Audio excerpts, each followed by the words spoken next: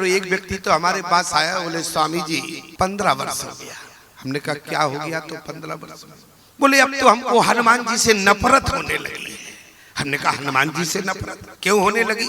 बोले 15 वर्ष हो गए हमको लड्डू चढ़ाते चढ़ाते, अभी तक बोले हमारा संकट दूर नहीं हुआ। कितने लोग यहाँ ऐसे बैठे होंगे प्यारे जो हनुमान जी के मंदिर में प्रतिदिन जाते हैं, लेकिन इसके बाद भी उनके जीवन में कोई ना कोई समस्या आज भी है। तुम्हें पता है वो समस्या क्यों है?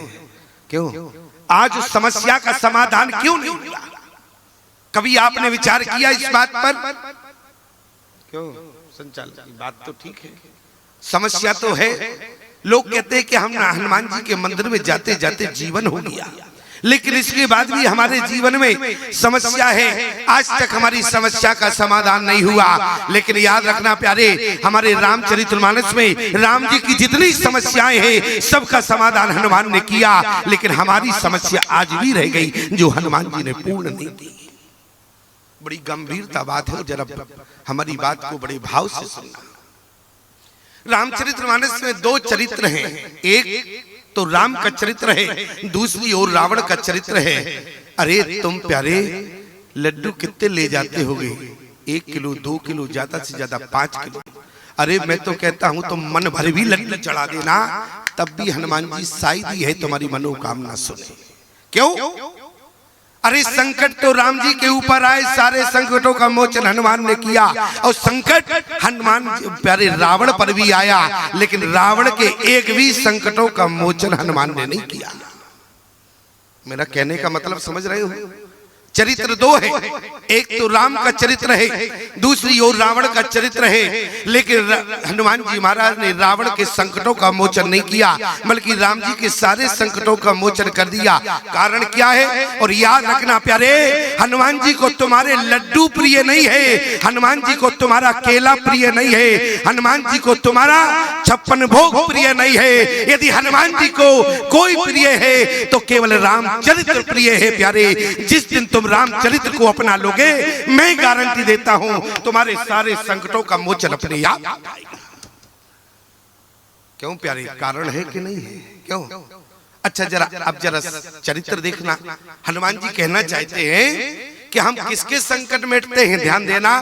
बोले प्रातिकाल उठ के रघुनाथा, और मात पिता गुरु नावै माता।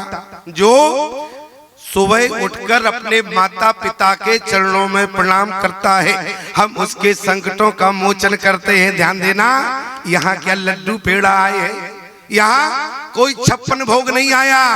क्या है? बोले प्रातःकाल उठ के रघुनाथा, माता पिता गुरु नावै माता। जिस दिन आप प्यारे अपने माँ बाप का चरण छूने लगोगे प्यारे, उस दिन आपके लिए हनुमान आपके संकटों का मोचन करने लगेंगे। ध्यान देना, यहाँ लड्डू पेड़ा की बात नहीं है। क्या है? बोले आयुष मांग करे सब काजा, और देखे चरित हर से मन राजा। आपके चरित्र को देखकर आपके माता पिता प्रसन्न हो जाएं प्यारे, आपकी करनी को देखकर आपके बूढ़े माता पिता प्रसन्न हो जाएं प्यारे। ध्यान रखना, उस दिन तुम्हारे हनुमान जी संकट मोचन करने लगेंगे प्यारे। उस दिन तुम्हारे संकटों का मोचन हनुमान जी करेंगे। लेकिन आज समस्या क्या है? आज का नौजवान अपने बूढ़े माँ बाप का सम्मान करना नहीं चाहता।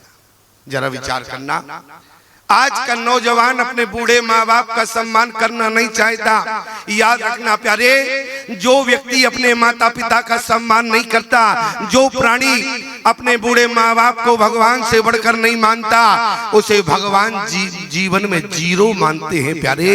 इसलिए किसी को मानना है, यदि कोई तुम्हारे जीवन में मानने लायक है तो तुम्हारे माता पिता हैं प्यारे। इसलिए जीवन में जो काम करो, माता पिता कभी रोकते नहीं है प्यारी। लेकिन इसके बाद भी हमारे राम जी स्वयं परमात्मा परम ब्रह्म है, लेकिन धरती पर आने के बाद बोले आयुष मांग करे पुर काजा, और देख चरित्र हर्षै मन राजा। जिस दिन आपके बूढ़े माँ बाप प्रसन्न हो जाएंगे प्यारे, मैं गारंटी देता हूँ, जिस दिन तुम्हारे माँ बाप प्रसन्न रहते हैं जिस संतान से प्यारे, उससे भगवान अपने आप प्रसन्न हो जाते हैं। तुम्हें भगवान को प्रसन्न करने की आवश्यकता नहीं है। यदि हम एक बात कहें तो बुरा मत मानना प्यारे, ईमानदारी से बताओ, तुम उस भगवान को तो मनाने जाते हो जिस भगवान में प्राण डालने वाला एक इंसान हुआ करता है। उस माँ बाप आप उस मंदिर में तो जाते हो जिस मंदिर में जो प्रतिमा है उसमें प्राण डालने वाला एक इंसान होता है। याद रखना प्यारे, जिस इंसान ने जिसमें प्राण डाले उसकी आप पूजा करते हैं, और जिसमें भगवान ने प्राण डाले उसकी आप अनादर करते हैं प्यारे। तो ईमानदारी से बताओ, भगवान तुमसे कभी प्रसन्न होगा? माता पिता में प्राण डालने वाला कौन है प्यारे? कोई इंसान नहीं है प्यारे, माता पिता में प्राण डालने वाला स्वयं परमात्मा है। इसलिए माता पिता को भगवान से बढ़कर मानना। मैं आपसे प्रतिदिन निवेदन करता हूँ, माता कैकेयी का क्या रहा? लोगों ने माता कैकेयी को अपयश दे दिया, लेकिन जरा विचार करना, भरद्वाज मुनि ने क्या कहा? बोले तात कैकेयी दोषो नहीं, बोले गई गिरा मति फेरा। क्या कहा? बोले तात के कई दोष नहीं और गई गिरा मति फेर। कैकेयी कौन है? कैकेयी माँ है। याद रखना प्यारे, माँ के आंचल ने हर युग में भगवान को भी पाला है। माँ के चरणों में जन्नत है, गिरिजा और शिवालय। माहिम गिर जैसी ऊंचाई, माँ सागर जैसी गहराई।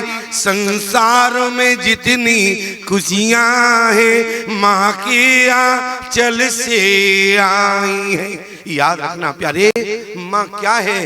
माँ आंगन की तुलसी जैसी, पावन बरगद की छाया है। माँ वेद ऋचाओं की गरिमा, माँ माँ काव्य की काया है। माँ परिवारों का संगम है, माँ रिश्तों की गहराई है। माँ सरस्वती लक्ष्मी दुर्गा अनुसुईया गौरा सीता है। माँ पावनता में रामचंद्र मानस है, भगवत गीता है। याद रखना प्यारे, जो व्यक्ति अपने माता पिता के चरणों में झुकता है भगवान उसकी सारी मनोकामना पूर्ण करता है। लेकिन आज विडंबना क्या है? आज की संतान माता पिता के चरणों में झुकना नहीं चाहिए। आज की संतान माता पिता के चरणों में झुकना नहीं चाहिए। संतान कहती है क्या किया है इन्होंने हमारे लिए। याद रखना, आज जिस समय प्यारे तुम्हारा बालपन था उस समय तुम्हारी माँ स्वयं गीले में सोई, लेकिन अपने बेटे को सूखे में सुलाने वाली आपकी माँ होती है। याद रखना, मैं केवल इतना कहना चाहता हूँ प्यारे, यदि माँ की बात करें तो एक बेटी का विवाह हुआ, आपने कई बार सुना होगा। एक बेटी का जब विवाह हुआ, बेटी विवाह होकर अपने ससुराल पहुंची और रात को बेटी ने अपने मायके में फोन कर दिया। पिता ने कहा कि बेटी बात क्या है? बेटी कहने लगी, जिसके साथ आपने हमारा विवाह किया मैं उसके साथ अपना जीवन यापन नहीं कर सकती। पिता ने कहा कि बेटी आज ही तुम्हारा विवाह हुआ है, आज ही तुम्हारी विदा हुआ है, तुम्हारा जिंदगी का नया दिन है और आज तुम ऐसी बात कर रही हो। बेटी ने कहा कि पिता से मैं आपकी बात सुनना नहीं चाहती और मैं इसके साथ अपना जीवन यापन नहीं कर सकती। माता पिता ने बहुत समझाया प्यारे, न समझाने के बाद उसी रात माता पिता बेटी के ससुराल पहुंचने के बाद भी समझाया। बेटी जब न समझी प्यारे तो वहां माता पिता बेटी को अपने घर लेकर आए और जब घर लेकर आए दोनों ने बहुत समझाया। माता पिता ने तो बेटी ना मानी। अंत में जब ना मानी तो दोनों के बीच में तलाक हो गया, विवाह विच्छेद हो गया प्यारे। बेटे की शादी दूसरी जगह हो गई, बेटी की शादी दूसरी जगह। याद रखना, कहानी हो सकता है कि झूठी हो, बनाई हुई हो, लेकिन हमें जीवन में कहानी को नहीं देखना है, कहानी के सदा उद्देश्य को देखा जाता है। कहानी का उद्देश्य क्या है? बेटी का विवाह हो गया, बेटी की वृद्धावस्था आई, बेटी के पास में एक भवानी का मंदिर था। बेटी प्रतिदिन जो है मंदिर के बाहर बैठे हुए भिखारियों को भिक्षा देने जाती थी, कुछ दान देने जाती थी। और एक दिन जब बेटी प्यारी दान दे रही थी मंदिर के बाहर बैठे हुए भिखारियों को, तो उस समय बेटी ने क्या देखा कि जिससे उससे पहले विवाह हुआ था वो व्यक्ति मंदिर के बाहर बैठ के भीख मांग रहा था। बेटी ने उसको दान दिया, भिक्षा दी। अंत में उस बेटी ने कहा कि बाबा जी आपने मुझे पहचाना। बाबा जी ने कहा कि बेटी तुम्हें कौन भूल सकता है, हमारा तुम्हारा विवाह हुआ था लेकिन हमारा तुम्हारा संबंध नहीं चला, एक दिन में ही हमारा तुम्हारा तलाक हो गया। बेटी ने कहा कि पता है तुमसे हमने तलाक क्यों लिया? उस व्यक्ति ने कहा कि मैंने जिंदगी भर विचार किया लेकिन मैं इस बात को नहीं समझ पाया कि तुमने हमारे साथ रहने से इनकार क्यों कर दिया। बेटी कहने लगी वो दिन याद करो, तुम्हारे पिता का तो स्वर्गवास हो गया था, तुम्हारे घर में केवल बूढ़ी माँ थी, और जिस दिन हम पहला दिन तुम्हारे घर पहुंचे तुम मंदिर से प्रसाद लेकर आए, तुमने कहा कि पहले प्रसाद तुम लो, तो मैंने तुमसे क्या कहा कि प्रसाद हम नहीं, पहले हम दोनों प्रसाद चल के बूढ़ी माँ को खिलाएंगे, इसके बाद प्रसाद मैं ग्रहण करूंगी। तुमने कहा कि आज माता को छोड़ो, आज तो हमारी तुम्हारी जिंदगी का पहला दिन है, इसलिए पहले प्रसाद तुम्हें खाना पड़ेगा। मैं समझ गई, अरे जिस नारी ने तुम्हें अपने 9 महीने गर्भ में रखा, भला तुम उस नारी के नहीं हुए तो भला एक चक्कर काटने वाली नारी के कैसे हो सकते हो, इसलिए मैंने तुम्हारा त्याग कर दिया। याद रखना, आज इससे कहा कि बाबा जी यदि मैं तुम्हारा त्याग न करती, मैं तुमसे तलाक न लेती। याद रखना, आज उस बेटी ने कहा कि बाबा जी यदि हमारा तुम्हारा तलाक ना होता तो याद रखना मैं तुम्हारे बगल में बैठकर इस मंदिर के बाहर भीख मांग रही होती। याद रखना, जो माता पिता का सम्मान नहीं करते, जो माता पिता को भगवान से बढ़कर नहीं मानते, उनकी समाज में यही दशा होती है, और जो माता पिता को भगवान से बढ़कर मानते हैं उन्हें समाज में किसी के आगे हाथ नहीं फैलाना पड़ता प्यारे, वो दान देने वाले होते हैं, मांगने वाले वो हुआ करते हैं जो अपने माता पिता का सम्मान नहीं करते। ईमानदारी से बताना, आपका जन्मदिन होता है लेकिन आप उस दिन कहां जाते हो? शिवालय में जाते हो, लेकिन शिवालय में जाने की जरूरत नहीं है प्यारे। मैं आपसे निवेदन करूं, अरे जिस जननी ने तुम्हें जन्म दिया है, जिस माता पिता ने तुम्हारा लालन पालन किया है, तुम्हें किसी शिवालय में जाने की जरूरत नहीं है। तुम अपने घर में ही बैठकर अपने माता पिता को शिव शंकर मान के उनकी पूजा करना प्यारे। जिस दिन तुम्हारा जन्मदिन हो तो समझना कि शंकर भगवान तुमसे अपने आप प्रसन्न हो जाएगा। कारण क्या है? आज का नौजवान अपने बूढ़े माँ बाप का अपमान करता है। हमारी बात हो सकता है कि थोड़ी कड़वी लगे, अच्छा कड़वी लग भी जाएगी तो तुम हमारा क्या बिगाड़ लोगे? अरे हमें तो जो कहना है सो कहना है, हम तो स्वतंत्र हैं। याद रखना, आज का नौजवान अपने बूढ़े माँ बाप का अपमान करता है, लेकिन याद रखना आज का नौजवान अपने से बड़ों का अपमान करता है, अपने से बड़े के गांव वालों का अपमान करता है। याद रखना, यदि नौजवान से पूछा जाता है तो कहते हैं स्वामी जी क्या करें, ये तो हमारी जवानी है। लेकिन याद रखना, जवानी का नाम अपने माँ बाप को गाली देना नहीं होता, जवानी का नाम अपने से बड़ों का अपमान करना नहीं होता। यदि जवानी का नाम अपने माँ बाप को गाली देना होता प्यारे, तो परमात्मा तुम्हें बचपन से बुढ़ापा दे देता, लेकिन जवानी जीवन में नहीं देता। जवानी का नाम है अपने माता पिता के चरणों में झुक जाना। जरा विचार करो, बात रामचरित्र की चल रही है क्या? बोले आयुष मांग करे पुरकाजा, देख चरित हर सै मन राजा। इतना ही नहीं प्यारे, आगे क्या कहा? बोले जननी समझाने पर नारी। ये रामचरित्र है, ध्यान देना, अभी रावण का भी चरित्र बताएंगे। रामचरित्र क्या है? बोले जननी समझाने पर नारी, और धन पराओ विषते विषभारी। एक बात याद रखना, राम जानकी का चरित्र ऐसा है प्यारे, ऐसा चरित्र है दोनों का कि दोनों ने प्यारी जीवन में वो पालन किया कि शायद है जैसे माता जानकी ने किसी पर पुरुष की ओर नजर उठा के नहीं देखा, और राम जी ने भी प्यारे पर स्त्री की ओर कभी आंख उठा के नहीं देखा। पूरी रामचरितमानस पढ़ के बता देना, राम जी ने किसी स्त्री की ओर आंख उठा के देखा हो, ये रामचरित्र है। क्यों? प्रमाण क्या है? बोले जय सपन्यो पर नार नहेरी।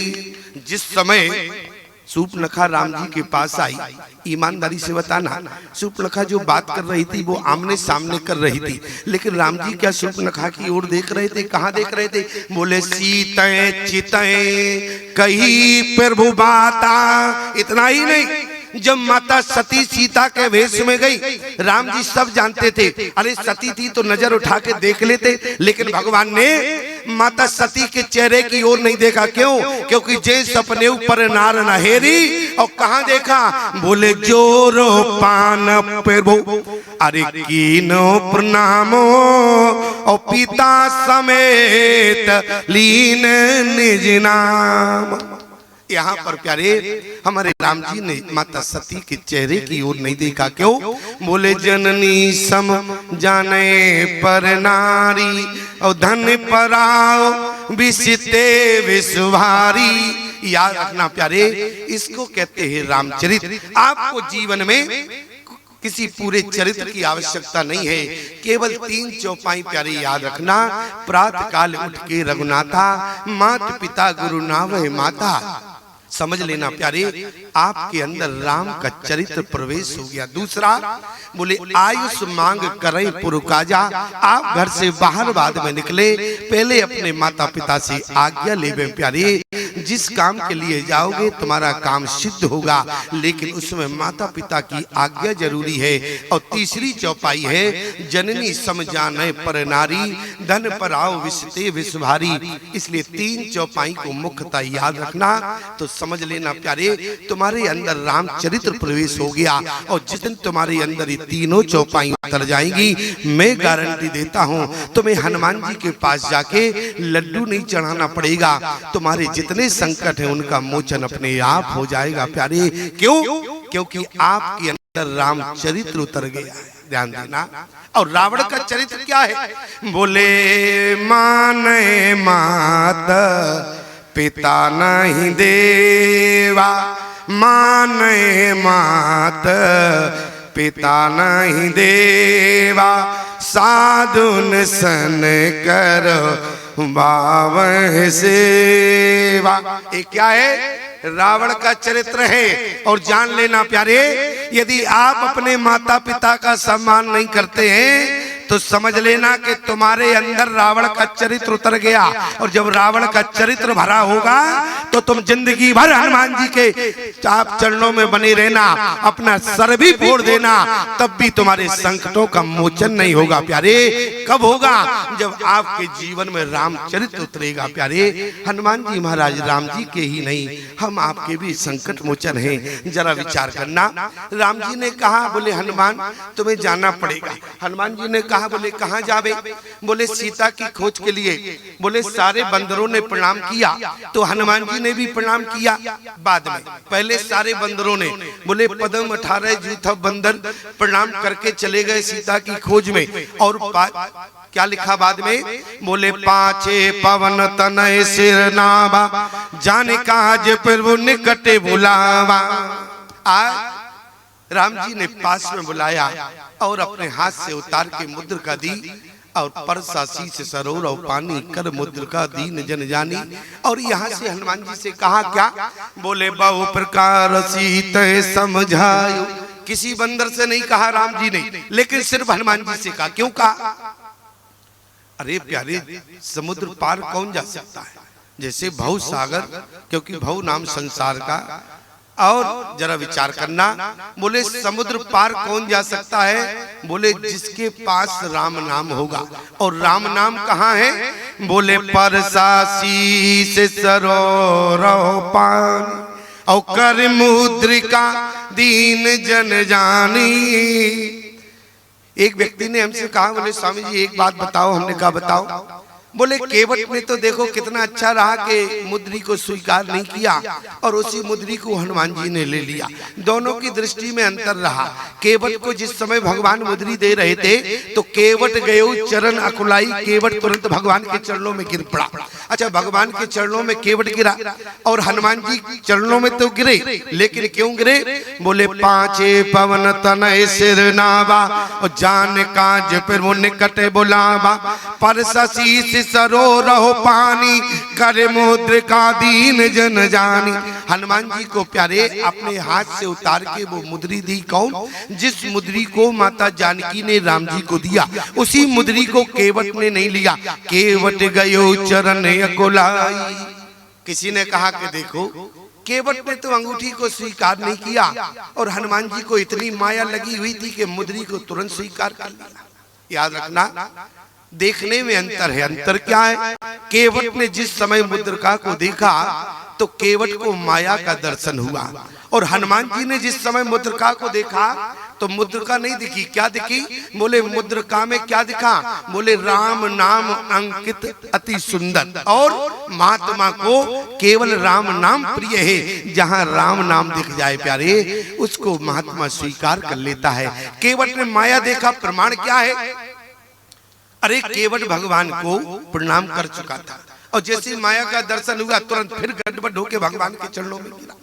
भगवान ने कहा केवट ये क्या कर रहे हो? अभी तो तुम प्रणाम कर चुके हो, दोबारा प्रणाम क्यों कर रहे हो? याद रखना, केवट ने माया का दर्शन किया।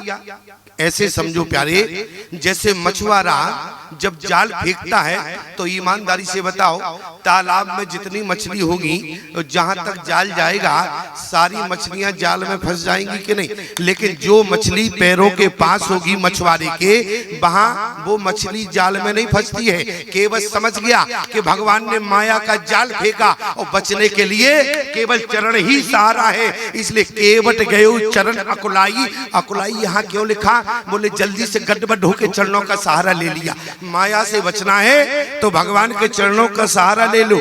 ध्यान देना प्यारे, एक जगह भगवान ने जानकी से क्या कहा?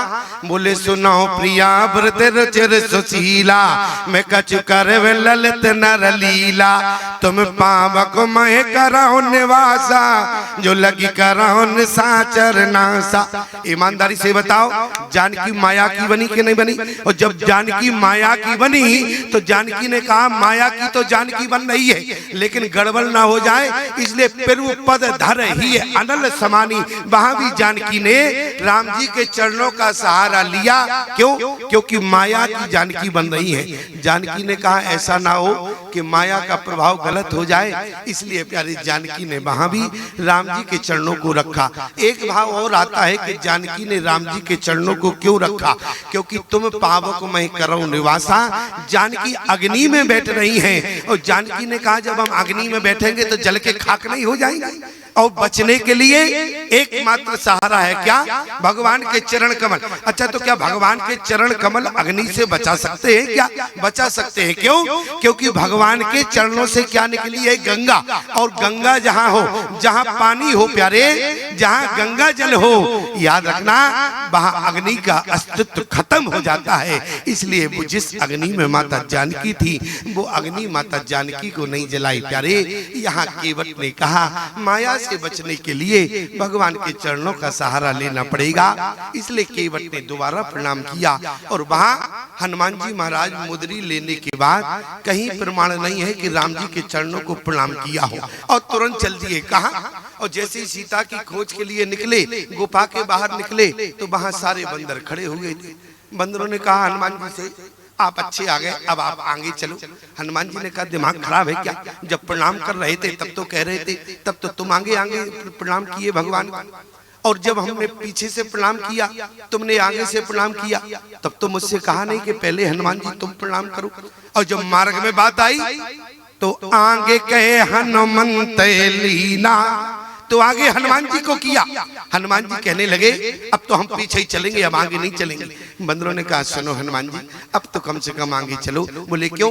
बोले जब आगे समस्या आएगी, मान लो आगे जो संकट आएगा उसका मोचन तो तुम्हें ही करना पड़ेगा, इसलिए तुम आगे हो जाओ। ध्यान देना प्यारे, यहाँ पर बानरों पर क्या संकट आया?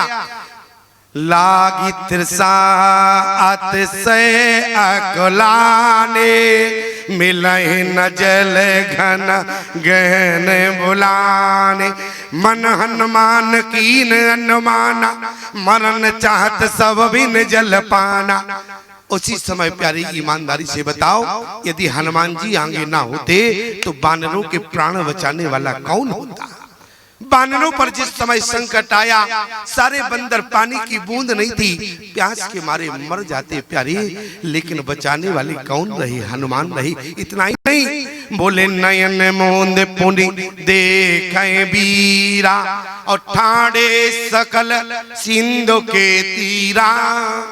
और जब सारे बंदर वहां पहुंचे, यहाँ पानी की बूंद नहीं है, वहां पानी ही पानी है, लेकिन जरा विचार करना, वहां सारे बंदरों के प्राणों की रक्षा किसने की? हनुमान जी ने। यहाँ भी बंदरों के प्राण बचाए हनुमान जी ने, वहां भी प्राण बचाए। क्यों? क्योंकि अंगद ने यही कहा था ना प्यारे, यहाँ न सुध सीता की पाई, वहां गए मारे कपिराही। वहां भी मृत्यु है, यहाँ भी मरना है। यदि हनुमान जी आगे ना होते प्यारे, तो कौन वानरों के प्राण बचाता? हनुमान जी को पंच प्राण रक्षक कहा गया है।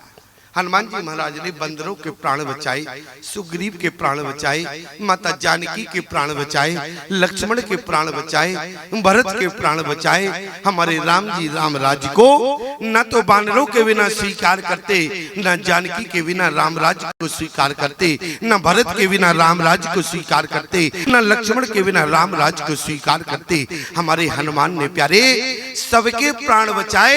इसका कहने का मतलब हमारा सिर्फ इतना है, यदि हनुमान जी ना होते तो राम राज्य भी नहीं होता प्यारे। राम राज्य का यदि पूरा श्रेय जाता है तो श्री हनुमान जी को जाता है। इसलिए हनुमान जी महाराज ने सबके प्राण बचाए। बानरों ने के प्राण बचाए कब? जब बानरों ने कहा हनुमान जी से तुम आगे चलो। एक बात याद रखना, आज लोगों की समस्याओं का समाधान क्यों नहीं होता है? क्योंकि लोग स्वयं आगे हो जाते हैं। अभी किसी से पूछा जाए तो मैं ए हमारा, ए हमारा, ए हमारा, ए हमारा, ए हमारा। अच्छा यही बात है कि नहीं? लेकिन किसी के मुख से नहीं निकलता ये सब भगवान का है। किसने कहा? कोई नहीं कहता। क्यों? क्योंकि जीवन भर मैं करते रहे तो अंत में फिर मैं भरा रहता। ध्यान देना, यहाँ बानरों ने कहा कि आप आगे हो जाएं। मान लो कहीं कोई समस्या आई तो समाधान कैसे होगा? याद रखना प्यारे, आप अपने अंतःकरण में जिस दिन परमात्मा या महात्मा को आगे करेंगे, मैं गारंटी देता हूँ आपके जीवन में जितनी समस्याएं होगी आपको मालूम भी नहीं चलेगा और सारी समस्याओं का समाधान हो जाएगा। लेकिन महात्मा या परमात्मा को आगे रखना। लेकिन सिर्फ बात क्या है कि तुम महात्मा परमात्मा को पीछे रखते हो और खुद मैं करके आगे हो जाते हो। अच्छा बताओ, जब मैं आगे रहेगा तो पीछे वाला क्या खाक करेगा तुम्हारे? जरा विचार करो। आज बानरों ने क्या किया? बोले आगे गए। देखो हम बहुमुखी मन से तो बोल नहीं रहे, प्रमाण क्या है? बोले आगे गए हनुमंत लीना। जिस समय प्यारे महाभारत में पांडवों और कौरवों के बीच में, ईमानदारी से बताओ, चौपर जुआ खिला। जिस समय चौपर हुआ उसमें कौन हारे? पांडव हारे। कौन जीते? कौरव जीते। जरा विचार करना। और जैसे पांडव हारे तो द्रौपदी ने कहा कि कन्हैया से, देखो आज तुम हमारे भाई हो और तुम उसी हमारे पांचों पतियों के बीच में बैठे रहे, लेकिन इसके बाद भी कहा कि प्रभु आप वहां पर बैठे रहे, इसके बाद भी हमारे पांचों पति हार गए। हमारे पांचों पति हार गए आपके रहते हुए। आप हमारे पांचों पतियों के बीच में रहे, इसके बाद भी हमारे पांचों पति हारे। आज भगवान ने कहा कि द्रौपदी, जितना हमारा अपराध नहीं है जितना तुम मुझको डांट रही हो। द्रौपदी ने कहा कि अपराध की बात करते हो? अरे तुम्हारे रहते हुए हमारे पांचों पति हार गए। आज भगवान ने कहा कि पता है तुम्हारे पांचों पति क्यों हारे? हारने का कारण है क्या? कारण हारने का कारण है। मानो कि भगवान ने कहा कि द्रौपदी, जरा पांचों पतियों से एक बार पूछो, जिस समय जुआ शुरू हो रहा था, चौपर शुरू हो रहा था, तो कौरवों ने दुर्योधन ने कहा कि जुआ प्रारंभ होने से पहले हमारी एक शर्त है। शर्त क्या है? दुर्योधन ने कहा कि हमारी एक शर्त है, जो इस जुए की पहली चाल है उसको हमारा मामा शकुनी चलेगा, ये हमारी शर्त है। और कहीं तुम्हारे पांचों पति में से कोई एक पति कह देता कि दुर्योधन यदि तुम्हारी शर्त है, तुम्हारी तरफ से पहली चाल तुम्हारा मामा शकुनी चलेगा और हमारी तरफ से पहली चाल मकसूदन चलेगा प्यारे, तो ईमानदारी से बताओ तुम्हारे पांचों पति हारने वाले नहीं थे। हारने का कारण क्या है? बोले स्वयं आगे हो गए। याद रखना प्यारे, जो जीवात्मा स्वयं आगे रहता है, भगवान को पीछे करता है, वो जीवन में हारता ही है। जीतता समस्याओं का समाधान कब होता है? जिसके जीवन में परमात्मा या महात्मा आगे रहता है। आज वहां पर पांडव हारे क्योंकि परमात्मा कृष्ण को पीछे कर दिया। यहाँ पर प्यारे वानरों के प्राण बचे क्यों? महात्मा रूपी हनुमान को आगे किया। याद रखना, यदि जीवन में समस्याओं का समाधान चाहते हो तो महात्मा और परमात्मा को अपने जीवन में आगे रखना। जीवन में कोई समस्या नहीं आएगी प्यारे।